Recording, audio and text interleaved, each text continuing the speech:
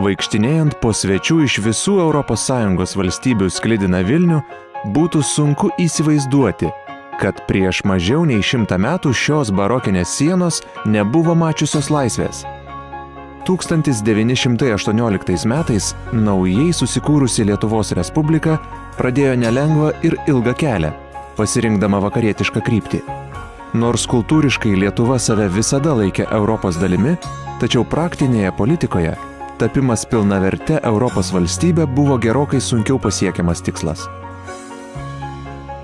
Tarpukario politiniai eksperimentai, ilgi okupacijos metai ir modernios valstybės tapatybės paieškos buvo neatsiejamos kelio į autentišką politinę brandą dalys.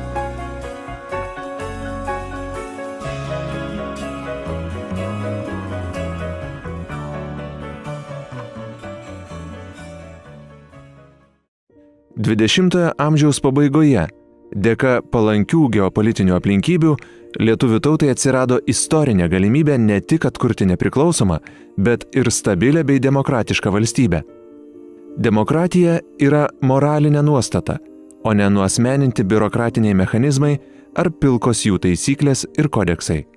Po Sąjūdžio pergalių sekė virtinė vidinių ir išorinių išbandymų, susijusių su ką tik atkurtos nepriklausomybės įtvirtinimu. Tačiau nepaisant nuolatinių ekonominių blokadų visuomenėje vyravusio netolimos praeities ilgesio, Lietuva sėkmingai žengė vakarų kryptimi. 1991 m. rugsėjo 17 d.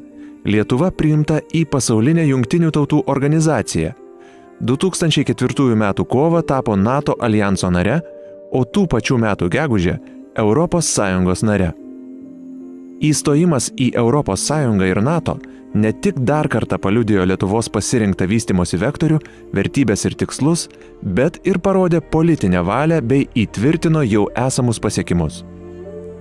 Šį pusmetį Europos Sąjungai pirmininkaujanti Lietuva yra atsakinga už mus visus jungiančios bendrijos atvirumą, patikimumą, politinį ir ekonominį saugumą. Dear Europeans, the first Lithuanian presidency of the Council of the European Union starts on July 1st. Europe is going through tough times. We, Lithuanians, know exactly what it means. We have survived a number of occupations. We fought for our freedom, and we never gave up. We never doubted the European path we have chosen. We hope that our strong belief in Europe can be inspiring and catching for all Europeans. Today we must understand clearly that only by joining the efforts of all European people we can make Europe stronger. Only by taking the right actions in our everyday life we create our future.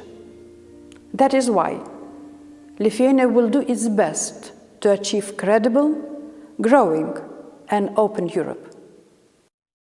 Jeigu tam tikri paprasti žmonės, kaip sakant, Lietuvos piliečiai sako, kad Europa vis dar yra kažkur ten vakaruose, Briuselė ir panašiai, reikia labai paprastai suprasti, kad mes esame Europa, mes esame Europos Sąjungos dalis, mes kartu kūrėme Europą ir mes šiuo metu nebepriemame Europos vertybių ar tam tikrų jų nustatytų punktų, o mes patys turime galimybę juos nustatyti ir jiems vadovauti ir būti ta ašinė šalis, kuri šį pusmetį valdo ES tarybos darbą. Paprastam žmogui nelabai suprantame iš vienos pusės, kodėl ir ką mes čia pirmininkavome. Mes esame po 20 ir daugiau nepriklausomybės metų, esame senoje Europoje tikrąja to žodžio prasme. Ir visi renginiai, kurie aukščiausio lygio renginiai, kaip ir atspindi tą mūsų galingos valstybės dvasią, kad mes esame pasaulio piliečiai, mes esame tikri europiečiai ir mes esame lygius su lygiais su visa gerąja senąja Europą. Mes esame pirmieji iš Baltijos šalių pirmininkaujantis, tai tarsi rodo tam tikrą mūsų svorį, pasitikėjimą mumis ir tam tikrą galbūt lyderystę šitame regione. Aišku, tai yra didelis iššūkis, Latvija ir Estai iš mūsų mokosi ir dabar know-how perima, kaip tą galima būtų padaryti. Bet bendrai kalbant, tai aš tai sakyčiau apskritai, žvelgiant į visos Lietuvos istoriją, tai yra neeilinės reikšmės įvykis. Viduramžiais gal Vytautas buvo kažkada Lūckė sukvietęs vadovus spręsti Europos klausimus. Toliau, matyt, niekada tokio dalyko nebuvo. Tai iš tikrųjų čia turime kuo didžiuotis, kad gyvename būtent tokiu metu. Aš tai galvoju, kad tai yra itin svarbus laikotarpis ir galbūt įvertinant tai, kad mes esam pirma valstybė iš Baltijos šalių kontekste, kurios nepirmininkauja, nelenkai buvo prieš mus iš viso to 10-tuko, kurie pirmininkavo. Tai yra labai svarbus momentas, kada visos akis įvairių sričių žiūri į tave ir realiai tavęs, tu diktuoji tą darbotvarkę. Pirmininkavimas kiekvienos ES valstybės pareiga. Kai nustatyta tvarka, paeiliui po pusę metų šalis pirmininkauja visai tarybai, Europos vadovų tarybai ir visai ES. Pirmiausia, tai yra neišvengiama, jau pradėkime nuo to, nes tai yra pareiga. Mes nelaimėjom kokio nors grožio konkurso, tiesiog atėjo eilė. Ir dabar šitą pareigą turim susitvarkyti padoriai, aukštam lygyje. Iš tikrųjų, čia pasitelkiama begalės ekspertų, iš tikrųjų, dirba įvairiuose lygiuose, visa vyriausybė dirba, visa valstybė praktiškai dirba. Ir yra apie 1500 ekspertų atrinkta darbo grupėse ir visuose kitose lygiuose. Lietuvai aš manau, kad tai yra tiek didelė atsakomybė, tiek didelė garbė ir tas labai jaučiasi ypač žmonių, kurie atstovauja, kurie tikrai mielai ir pasakoja apie pačią šalį, šalia to, kad jie užsiema tam tikrą prasme ir darbotvarkės kūrimo ES. Tai super svarbus momentas. Ir kas yra smagu, kad tas jaučiasi tų žmonių noras padaryti kuo geresnį rezultatą ir tas yra svarbu. Ir kol kas, aišku, kiek man teko kalbėti su kolegomis iš kitų sričių ir dar, tai visi yra labai patenkinti tuo pasiryžimu, tuo entuziazmu ir galų gale tuo dideliu darbu, kuris įkrenta į tą visą darbotvarkės formavimą, organizavimą, pagalvojimą apie visus tos dalykus. Pirmininkavimas yra visų pirma įvertinimas Lietuvos diplomatijai ir kiekvienam diplomatui atskirai, kad jie dirba teisinga linkme ir kad yra profesionalūs. Tai pripažįsta tarptautinė bendruomenė ir tai yra svarbiausia. Pirmininkavimas ES Lietuvai atvėrė iki šiol neturėtas galimybės tarptautinėje politikoje. Mūsų šalis gavo progą spręsti ne tik savo ar savo kaimynių problemas, tačiau ir kuruoti įvairių europinių institucijų darbotvarkę, organizuoti skirtingų lygių ir formatų ES šalių vadovų, parlamentarų ir diplomatų susitikimus, šitaip prisidedant prie visos sąjungos gerovės ir ateities krypties formavimo.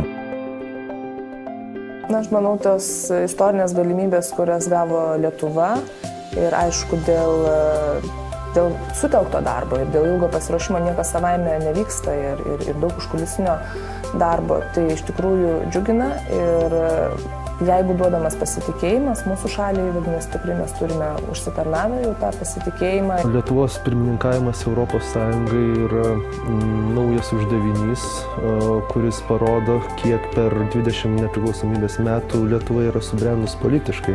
Ne vien savo vidaus lygmenį, bet ir išorės. Dabar mes jau galime atstovauti ne vien savo 3 milijonus gyventojų, bet ir kažką daugiau. Tai yra visą supranacionalinį Europos junginį. Tai yra visiškai naujas lygis atsakomybės, kurią gali prisimti Lietuvos valdžia, nes šiuo atveju nuo jos priklauso jau viso kontinento tiek kultūrinis, tiek civilizacinis likimas kelis artimiausius mėnesius. Pirmininkavimas vyko ir Lietuvoje, ir Briuselyje. Pusmetį mūsų valstybės diplomatai dirbo, idant būtų patvirtinta 2014-2020 metų finansinė perspektyva. Sukurtos taisyklės, veikimo būdai, kaip kovoti su bedarbystė, didinti užimtumą ir praktiškai spręsti jaunimo nedarbo problemas. Jaunimo konferencija yra vienas iš tokių galbūt labiausiai matomų jaunimo srities renginių, pirmininkavimo, bet kurios šalies pirmininkavimo metu. Bet kas yra svarbu, kad tai yra tik viena iš struktūrinio dialogo proceso dalių. Tai yra vieta, kur susirenka jaunimo delegatai iš visų ES šalių ir kartais iš kitų šalių, pavyzdžiui, partnerystės šalių galbūt, arba Norvegija, Šveicarija, kurie nepriklauso ES. Ir jaunimo ministerijų arba institucijų atsakingų už jaunimo politiką šalyse atstovai. Ir tikslas jų yra sukurti tam tikras rekomendacijas, kurios atlieptų arba tam tikrą prasme įgyvendintų jaunimo poreikius Europos Sąjungoje. Tai kas ateina iš visiškai apačios, iš konsultacijų, tas pereina per jaunimo konferencijos tokias kaip mini dėrybas ir tada tas išeina į politinį dokumentą, kuris yra po viso ciklo struktūrinio dialogo, tas išeina į ministrų tarybos rekomendaciją jaunimo srityje. ES jaunimo konferencija vyko šiemet Vilniuje, tai yra didžiausias ir svarbiausias renginys jaunimo politikos srityje. Tai šioje konferencijoje dalyvavo apie 250 žmonių iš visų ES valstybių ir asmenys patys įvairiausi. Tai yra ir jaunimo organizacijų atstovai, tai yra ir su jaunimu dirbančių organizacijų atstovai ir lygiai taip pat tuo pačiu metu kartu vyksta ir ministerijų atstovų atsakingų už jaunimo politikos susitikimai. Tai visa tai vyko šiemet čia Vilniuje, mūsų viso trijo pirmininkavimo prioritetas buvo socialinė įtrauktis, tas pats prioritetas yra ir Airijai ir Graikijai, kuri pirmininkavo prieš mūsų viena ir kita pirmininkaus po mūsų. Ir socialinės įtraukties tema Lietuva pasirinko tokį sunkų prioritetą, kaip niekur nesimokantis, nedirbantis ir veikloje nedalyvaujantis jauni žmonės. Turėjom daug rekomendacijų susijusių su būsto suteikimu, su socialinių paslaugų įvairių suteikimų, su tarp sektorinių bendradarbiavimų, darbo rinkos įtraukimo visų mechanizmų irgi tam tikrą prasme praktinių žinių suteikimo, švietimo sistemos pritaikymų praktikai ir panašių dalykų. Tai tų tokių svarbių rekomendacijų būtent kurios yra naudingos būtent šiam laikotarpiui, kuomet yra žvėriškas jaunimo nedarbas, kuomet reikia reformuotis, tai tas yra labai aktualu ir ypač labai sveikintina. Buvo priimtos pagrindinės 7 išvados, rekomendacijos, kaipgi visos ES valstybės narės galėtų spręsti ir gerinti šią situaciją, kad tokių žmonių būtų kuo mažiau, kad jie būtų įtraukti į aktyvią veiklą, į darbo rinką, į tam tikrus mokymus, galų gale ateitų jaunimo organizacijas, tiesiog, kad didėtų bendras jaunimo užimtumas visoje ES. Lietuva paveldėjo ir energetikos klausimus, susijusius tiek su vidaus rinka, tiek su išorės energetikos politika. Taip pat turėjo spręsti ES plėtros klausimus. Čia yra laukas nepalyginamai didesnis ir iš tikrųjų, kai šalis pirmininkauja vienos stipriausių pasaulio, organizacijų, tiek politiniai srity, tiek ekonominiai ypatingai srity, pirmininkauja, koordinuoja veiksmus, kur gyvena 500 milijardo gyventojus tik tai, nepamirškim. Tai jinai gaunasi kitą svorį. Ir jautėm visi apie finansinę paramą, apie vystomosius projektus, apie prioritetus kitose srityje, apie politinius reikalus. Nors vėlgi reiktų pripažinti, kad būtent šitoj srity pagal Lisabonos sutarties vyriausioji įgaliotinė užsienio politikai Catherine Ashton, jį vadovauja, jį koordinuoja, bet vis tiek ir šitais klausimais tenka kalbėtis. Dėl 2 besibaigiančių ES politinių ciklų Lietuvos pirmininkavimo darbotvarkė buvo ypatingai apkrauta. Europos parlamentas Lietuvos pirmininkavimo metu dirbo paskutinius 6 mėnesius, o Graikija iki parlamento rinkimų pirmininkaus tik 3. Todėl didžioji dalis teisės aktų, kuriuos suplanuota priimti iki Europos parlamento rinkimų, turėjo būti priimti Lietuvos pirmininkavimo metu. Mes taip jau pataikėm į tą pabaigą politinio sezono. Tai čia yra visiškai kas kita negu vidury, rinkiminio ciklo pirmininkaut, kai į pabaigą susitelkia ir teisės aktai, į pabaigą susitelkia pagaliau ir tas emocinis krūvis, nes, pavyzdžiui, artėjantis kitais metais gegužę Europarlamento rinkimai jau įsuka į rinkimų kampaniją. Ir jau atsiranda tokia situacija, kad jau žmonės, aišku, racionaliai mąsto, bet jau galvoja apie rinkėją, galvoja apie tokius populistinius ėjimus, kovą, tokia. Ir mes tokie tampam gerąją prasme įkaitai tos situacijos, nes mes turime moderuoti, mums reikia rezultato, mums reikia susitarimų, mums reikia triologų rezultatų tarp komisijos, tarybos ir Europos parlamento. Kalbant apie pačią Europos Sąjungą, tai be abejo, didžiulė yra mašina ir Lietuva yra būtent tokiame laikotarpyje, kalbant apie ES teisėkūros procesą, kad tai yra praktiškai paskutinis pusmetis, kai gali būti priimami esminiai sprendimai, nes kitą pusmetį jau bus Europos parlamento rinkimai, keisis komisija ir panašiai, ir čia jau tada iš tikrųjų daug daugiau bus politikos ir rinkimų debatų negu realių sprendimų priėmimų. Tai Lietuvai iš tikrųjų yra didelis krūvis, didelės užduotis užduotos. Tik tai reikia turėti minti, kad pats ES teisėkūros procesas yra labai ilgas, ištęstas ir yra daug parengiamųjų darbų. Kai kurie sprendimai jau yra priimti, reikia daryti tam tikrus įgyvendinamuosius aktus priimti. Per pusmetį Vilniuje įvyko 11 parlamentinių renginių, 15 neformalių ministrų susitikimų, 64 konferencijos ir seminarai, 65 socialinių partnerių renginiai, 134 aukšto lygio ekspertų susitikimai ir didžiausias daugiašalis Lietuvos pirmininkavimo ES tarybai renginys – Rytų partnerystės susitikimas, kuriame dalyvavo 28 ES valstybių narių ir 6 rytų partnerių aukščiausi atstovai bei ES institucijų vadovai. Apskritai per visų tą pusmetį pats svarbiausias renginys, aišku, tas viršūnių susitikimas lapkričio pabaigos, kur ne tik tai Europos valstybių vadovai, bet ir 6 partnerių šalių, kas sukėlė tiek daug aistrų per visą tą pusmečio laikotarpį ir tokių aistrų emocinių, tokių, sakysim, geopolitinių visokių pasvarstymų, nes vis tiek toks lūžinis etapas, sakykim. 6 šalis rytų partnerystės programos dalyvės, priminsiu, tai yra 3 Pietų Kaukazo šalis ir Gruzija, Armėnija, Azerbaidžanas, taip pat Moldova, Ukraina, Baltarusija, visos labai skirtingos. Ir kai kurios iš jų jau dabar priklauso kitai ekonominė erdvė, tarkim, Baltarusija yra Muitų sąjungos narė. Kai kurios iš jų, kaip Ukraina arba Moldova, Gruzija, norėtų įstoti Europos Sąjungą. Labai skirtingi kaip ir tokie interesai, bet visos nori bendrauti, visos nori tam tikros specialaus kažkokio tai formato su Europos Sąjunga. Tai nėra, kad Europa bruktų savo projektą, ten per jėgą savo vertybės siūlytų, to nėra. Lietuvos Respublikos prezidentė Dalia Grybauskaitė kartu su kitais Vilniaus viršūnių susitikime dalyvaujančiais ES ir rytų partnerystės šalių vadovais priėmė deklaraciją, kurioje išdėstyta per 2 metus pasiekta pažanga, nubrėžtos šios programos ateities gairės. Tai nėra Lietuvos renginys, noriu pabrėžti, tai yra ES renginys, jis vyksta Vilniui.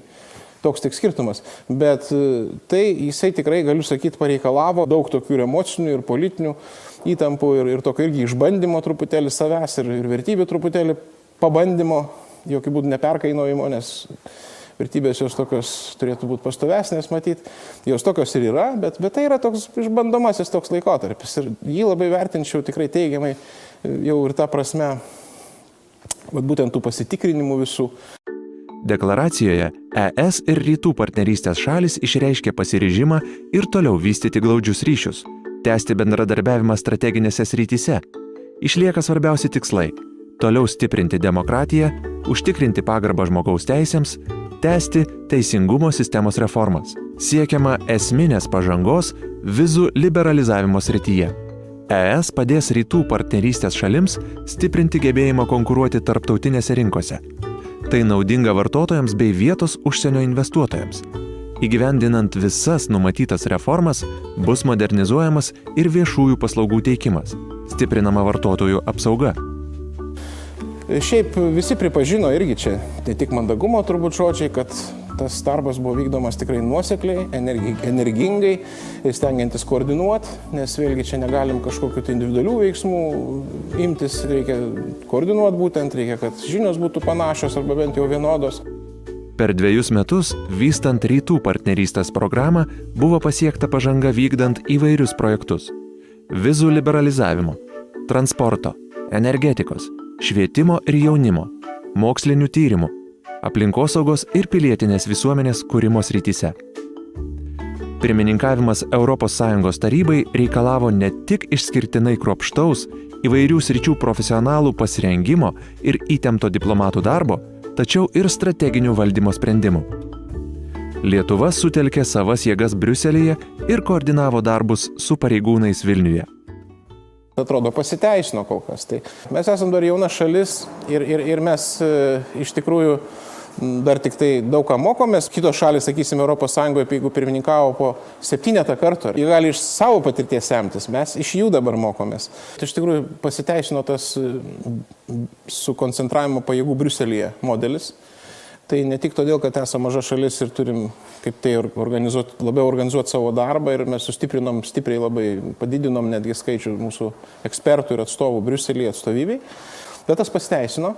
kad norint priimti operatyviai sprendimą, kartais nėra kada labai ilgai konsultuotis, nėra laiko, reikia iš tikrųjų tą visą krūvį sutelkti vietoje, bet kartu, aišku, labai intensyviai dirba ir čia štabas. Mes tikrai turime didžiuoti savo diplomatų komandą Briuselyje, jinai yra tikrai aukšto lygio, patriotiškai nusiteikę ir tikrai kvalifikuoti profesionalus. Tai yra labai kietos dėrybos, tai iš tikrųjų nuolatinė kova, interesai ir panašiai. Ir čia reikia turėti daug ir pažinčių, ryšių ir visa kita, tai natūralu tas procesas užtrunka, bet bendrame lygyje, kiek tenka girdėti ir iš ES institucijų atstovų, lietuviai yra organizuoti, profesionalūs ir tai, ką gali, jie tą tikrai atliks. Lietuvos pirmininkavimo darbotvarkėje puikiai dėrėjo politika ir kultūra. Lietuvos menininkai, atlikėjai turėjo galimybę pasirodyti tarptautiniai aukšto rango publikai ir pristatyti tai, ką turime geriausio. Mes turime iš tiesų labai daug ir genialių atlikėjų, mes turime ir ne tik tai dainas, mes turime ne tik tai mūsų tam tikrą aukščiausio lygio klasikinės muzikos atlikimą, mes turime ne tik tai nuostabų Petrą Geniušą ir Jennings, mes turime tik tai Oną Kolobovaitę, mes turime nuostabius Pulauskų džiazmenus, bet mes turime ir gerą šokį, mes turime ir tam tikrus kitus požiūris į tą patį šokį, tai nėra tie vadinami pramoginiai šokiai, arba tai nėra tas klasikinis baletas, klasikinė baleto mokykla, kur pas mus yra. Tai yra ir modernus šokis kartu su video sinezėmis ir taip toliau panašiai, su apšvietimu, su kita scenografija. Kitaip tariant, kad mes tengiamės parodyti, kad skudučiai arba tie patys skrabalai, arba dar kažką gyvenime, juos galima įkomponuoti į tarptautinę ir suvokiamą erdvę. Kitaip tariant, kad mes norime parodyti, kad tikrai mes ir su muzika, ir su mūsų kultūra, kad ne tik tai esame 21 amžiuje, ne tik tai galime pirmininkauti ES tarybai, bet ir galime padaryti tokį produktą, kuris bus prieinamas nuo suomio, švedo, iki elegantiško ispano. Kitaip tariant, kad tai būtų esame kosmopolitai, kad esame globali valstybė ir tokie norime būti ir toliau. Kalbant apie Europos parlamentą, ko gero didžiausias pasikeitimas, tai kas matosi viešumoje, tai yra kažkokie kultūriniai veiksmai. Kartu su Užsienio reikalų ministerija darėm Lietuvos pristatymą tokio inovatyvių būdų, buvau pakvietus Atviro rato aktorius, tai yra Keistuolių teatro jaunoji karta. Jie turi spektaklį Lietaus žemė, tai yra apie žmonių likimus Antrojo pasaulinio karo metu. Tai iš tikrųjų buvo pilna salė ir tos reakcijos iš žmonių, kurie atėjo ir jos tikrai labai įkvėpė tąją prasme, kad malonu matyti jaunus žmonės, profesionalius žmonės scenoje ir mano užsienio bičiuliams tas vaizdas buvo malonus ir aš jau dabar girdėjau, kad tas, gera žinia, gandas sklinda, kad štai Lietuva turi puikių menininkų. Realiai yra tai, kad mes turim galimybę pasirodyti neeiliniam žiūrovui, o rinktiniai publikai, tai yra visa Europos etaše, žmonės, kurie tikrai labai daug matė, labai daug žino ir turėtų dabar mums turėti tą galimybę jiems reprezentuoti tai, ką mes kuriame čia, yra didelė atsakomybė, nes neeilinė publika tai yra skirtinė auditorija ir jos nuomonė be abejo po to bus turbūt labai svarbi tiek mūsų ateičiai, tiek Lietuvos visai kultūriniai situacijai. Pats suvokimas, kad kiekvienas aukštas svečias, kuris važiuoja į Lietuvą, turi savų bzikų, lietuviškai tariant, ir tuos bzikus reikia gyvendinti, kad vienas pareigūnas, kai daro footstepą ir reikia daryti žurnalistams briefingą, jisai negali būti teritorijos nuo to žurnalisto arčiau, arba kad tie žurnalistai nebūtų prie jo arčiau. Vos nesu liniuotėmis matuoji, kad yra 5 metrai ir nedaugiau. Kitaip tariant, kad kiti tiesiog nemėgsta kažkokios klasikinės muzikos ir reikia absoliučiai džiazo. Treti mūsų taip patys ministrai, patys eina džiazuoti, vienas ministras grojo Čiurlionio noktiurną pianinu, kitas dainavo su Erika Jennings. Kitaip tariant, kad tokių fantazijos šuolių irgi pasitaikė ir iš mūsų pusės tame tarpe. Tai aš labai džiaugiuosi, kad tai yra galimybė ne tik prisiliesti prie tos gerosios Europos organizuojant tokį renginį, bet ir pažiūrėti, kad žmonės nėra tokie, tie politikai kalbant, jie nėra tokie, lietuviškas žodis yra zanūdos, turbūt žemaitiškas, suvalkietiškas bus skirtumas, kad jie nėra tokie šalti, protokoliniai ir oficialūs, kad jie irgi gali eiti, ekspromto eiti prie pianino ir kartu su džiazo kolektyvu, sugroti porą savo mylimų kūrinių visai auditorijai. Įspūdingas Lietuvos pirmininkavimo atidarimo renginys senojo Vilniaus universiteto kieme sužavėjo daug mačiusią rinktinę auditoriją.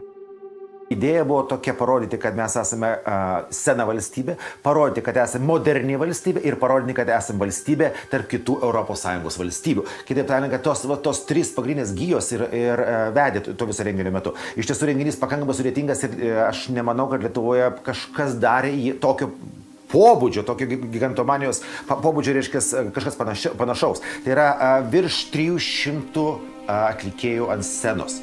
Dar pusė tiek yra aptarnaujančio personalo. Įsivaizduokite, saulė plieskia ir moteris, choras su šiltais suknelėmis, kurios nėra lengvutės suknytės, jos tokios geros, fundamentalios suknelės, aksominės iš serijos.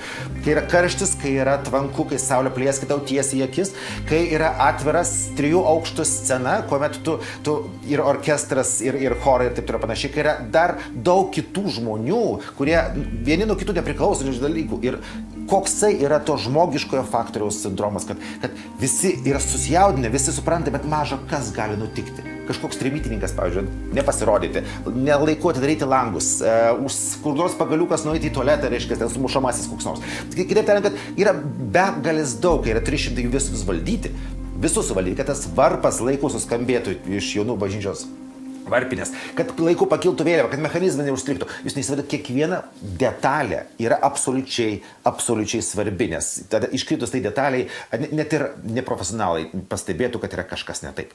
Organizuoti pirmininkavimo renginius, pasitikti atvykstančius svečius oro uoste, padėti užtikrinti sklandžią renginių eigą konferencijų metu padėjo ir specialiai sutelktas savanorių būrys. Įveikę Užsienio reikalų ministerijos surengtą atranką, jauni žmonės galėjo prisiliesti prie istorinių Lietuvai akimirkų. Didesnis diplomatinis iššūkis Lietuvai tik pirmininkavimas Jungtinių tautų saugumo tarybai. Mano pagrindinė motivacija buvo reprezentuoti Lietuvą tarptautinėme lauke. Kažkada norėjau reprezentuoti Lietuvą sportą, nepavyko, o štai atsiranda tokių sričių, kur galiu prisidėti kitaip ir tai mane džiugina. Visuomeninė veikla tikrai padeda tobulėti jaunam žmogui ir tikrai praplečia akiratį, skatina viskuo domėtis ir tai tikrai galų gale paverčia tave geresniu žmogumi. Manau, kad tokia galimybė mūsų šaliai pasitaiko tikrai nedažnai ir man buvo iš tikrųjų didelė garbė prisidėti prie tokio renginio. Tai kaip ir patriotizmas, padėti savo šaliai tokiu svarbiu laikotarpiu, būti tokio didelio įvykio dalimi. Savanoriai, kurie prisideda prie renginių organizavimo, tai yra itin svarbus aspektas. Savanorystė renginiuose yra vienas iš tų tokių elementų, kurie leidžia jauniems žmonėms labiau patikėti visą tą ES, pačiupinėti, pasižiūrėti, kad ten irgi yra žmonės, kurie irgi stengiasi ir dirba, kad tai nėra kažkokie tai tik tai biurokratai, kurie ten kažkur mistiniam lygmenyje egzistuoja. Viskas tai yra labai realu ir tas liečia labai paprastas gyvenimiškas sritis. Pirmininkavimas ES tarybai tai ne tik atsakingas ir kruopštaus pasiruošimo reikalaujantis darbas, skirtas užtikrinti sklandų sprendimų priėmimą ES, bet taip pat galimybė pasiekti spartesnę pažangą Lietuvai svarbiose srityse, pristatyti savo šalį ir sustiprinti jos įtaką tarptautinėje arenoje.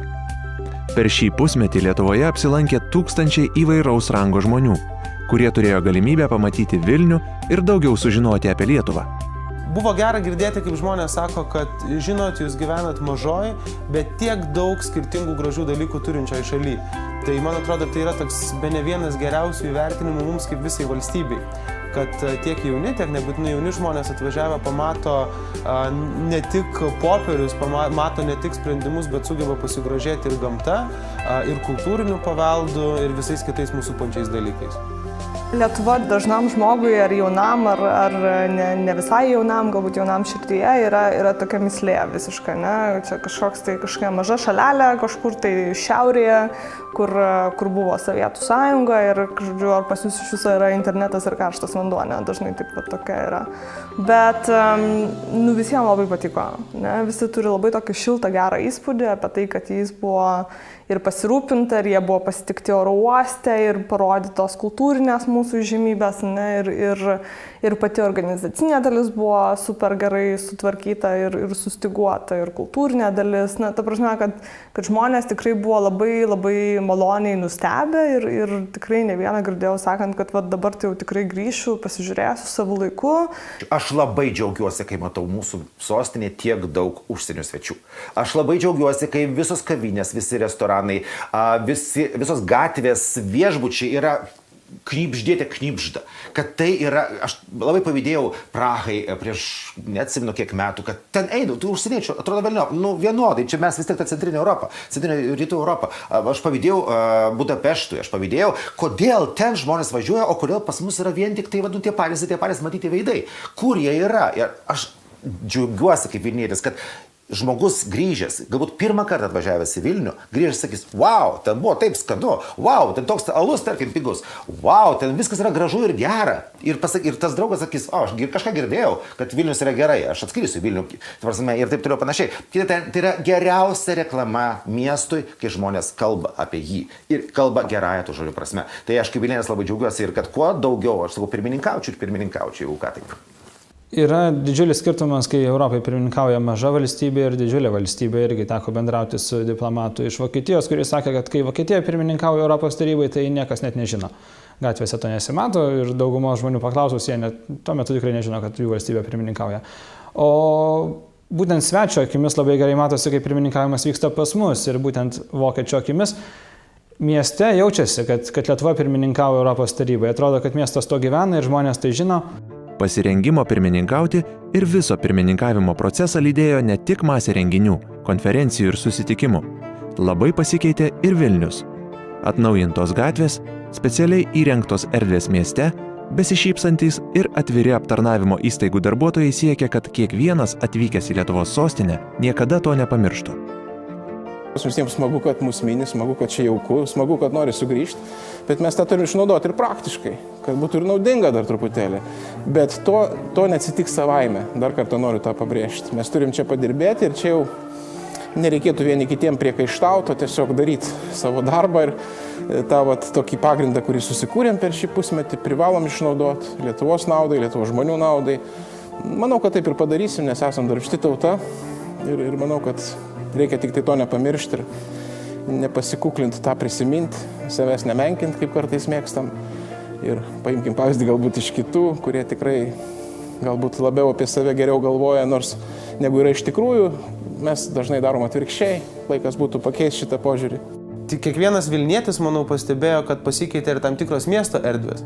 Ką jau kalbėti apie vakarais kavinėse ar baruose dūzgiančių žmonės ir tu girdi, kad jie kalbasi ne tik apie kokią šiandien bažnyčią aplankė ar ne, ar koks gražus miestas, ar kokia graži Lietuva, bet kurie šnekasi ir apie politinius procesus, apie tuos dalykus, apie ką galbūt jie tą dieną kalbėjusi konferencijoje, kalbėjusi susitikime. Tai tas pasikeitimas jaučiasi ir man atrodo ypač tie, kas gyvena Vilniuje, tai turi kiekvieną dieną, vakarą ir galbūt net paryčiais, kai išgirsta kaukiančias sirenas, policijos ar ne eskortų, išgirsti ir dar kartą prisiminti, kad šis pusmetis yra ir buvo ypatingas. Labai padidėjo užsieniečių srautas, tų pačių diplomatinio bei biurokratinio rango pareigūnų žymiai daugiau gatvėse. Jos galima sutikti baruose po susijimų ir iš tikrųjų tai yra proga pamatyti, kad Lietuvoje kas vyksta, kažkas nauja ir mes tampame didesnio reginio ir renginio dalimi. Tai yra naujas politinis vaidmuo, kurį, manau, Lietuva prisiema visai pavykusiai. Kai sėdi lėktuve iš Frankfurto arba į Frankfurtą ir matai, kad arba girdi žmonės šnekantis ne lėktuve, aš čia iš Turkijos skrendu į susitikimą, aš čia iš Airijos skrendu į susitikimą, arba lietuvių matai delegaciją, kuris skrenda kur nors į Briuselį irgi susitikti. Tai tada tas viskas labai jaučiasi, ne? Liktai visi tas pirmininkavimas yra labai aktualus ir artimas. Paprasti vilniečiai pirmininkavimo metu pajautė, ką reiškia laukti kamščiuose, praleisti iš oro uosto ar į jį skubančias kortežo mašinas, nuolat girdėti ūžiančias sirenas. Tačiau visa tai kūrė tą magišką didingą nuotaiką, kurią išgyventi galima ne kiekvieną dieną. Man pačiam tai atrodo tas pirmininkavimas galbūt kaip toks katalizatorius visuomenės irgi pilietiškumui auginti. Nes mes pradedam pasitikėti savo politiką, savo tarptautiniais ryšiais. Ir tas sąmoningumas, kad galbūt Lietuvoje yra perspektyvi, šalis auga. Ir man kaip savanoriaujančiam žmogui tai tikrai jaučiasi. Tas pasitikėjimas iš aplinkos, iš žiniasklaidos. Tokia maža šalis kaip Lietuva pirmininkavimu turi pasinaudoti tiek parodydama save, kaip stiprią partnerę, kaip stiprią šalį, įgyvendinant ne tik savo šalį, bet ir visų Europai svarbius procesus. Tai svarbu yra šalies matomumo prasme, žinomumo prasme. Vėlgi, pirmininkaujantį tokia organizacija šalis yra patikima, vadinasi, jinai patikima kaip ekonominė partnerė. Tai yra potencialas ryšiams ir jeigu dar netaip seniai apskritai apie mus mažai kas bežinojo, čia nepaslaptis, ir dabar nelabai dar daug kas, bet jau žymiai daugiau, tai atveria galimybės. Jeigu mes jomis pasinaudosim, turėsim sėkmę. Automatiškai jinai neteis savaime, bet pagrindas paklotas labai tvirtas ir manau, kad tai yra gera žinia. Man regis, kad to pilietiškumo mūsų valstybėje kol kas truputėlį stinga vien pasižiūrėjus, kiek žmonių eina balsuoti rinkimus, arba pats faktas, kad sportas mus vienyje labiau negu kažkokie moksliniai ar kultūriniai, politiniai pasiekimai. Ir aš tikiu, kad šitas pirmininkavimas truputėlį atvers kitus kelius. Lietuva tampa patrauklesnė užsienio investuotojams, užsienio politikams. Bet man atrodo, kad tai svarbu Lietuvos žmonėms, kurie labiau pradeda pasitikėti savo valdžią ir pradeda didžiuotis esą lietuviais. Aš galvoju, kad institucijom tai davė labai daug tokios paspirties pasitemti, pagalvoti apie daugelį klausimų, kurie galbūt niekada nebuvo pirminiai jų darbotvarkiai ir pasidaryti tam tikrą prasme įvertinimą ir pagalvoti, kur link mes einam su tuo. Pirmininkavimas Lietuvai galbūt davė labai daug tokio pasitikėjimo savimi kaip po šaliai, kad nors mes esame maži, nors mūsų yra nedaug žmonių, bet mes lygiai taip pat galime būti tam aukščiausiame politinėme lygyje, būti pripažinti, mūsų gali būti klausoma. Ir iš tos pusės aš galvoju, kad tai yra labai teigiamas pospiris toliau gyventi, toliau kurti, toliau būti lietuviais pasaulyje, toliau domėtis visais tais kitais dalykais, kurie vyksta. Ir galų gale tas neseniai atėjusi žinia, kad Lietuva išrinkta į saugumo tarybos nenuolatinės narės, tai vėlgi tam tikrą prasme parodo, kad mes esame šalis galinti mąstyti apie globalius klausimus, ne vien tik tai apie savo nacionalinės problemas ir netgi ne vien tik tai apie Europos problemas. Kvietimas į Jungtinių tautų saugumo tarybą iš tikrųjų yra labai didelis įvertinimas Lietuvai ir manau, kad galiu drąsiai teikti, jog tai yra Europos pirmininkavimo tęstinumas. Tai jog mes puikiai tvarkome su mums pateiktais iššūkiais, parodo kitoms valstybėms, kad mes galime prisijungti ir prie 200 valstybių vienijančios organizacijos ir toliau aktyviai veikti ir padėti priimti visam pasauliui svarbius sprendimus. Per pastarosius metus Lietuva pirmininkavo kelioms svarbioms struktūroms, tiek Europos lygių, tiek pasaulio lygių.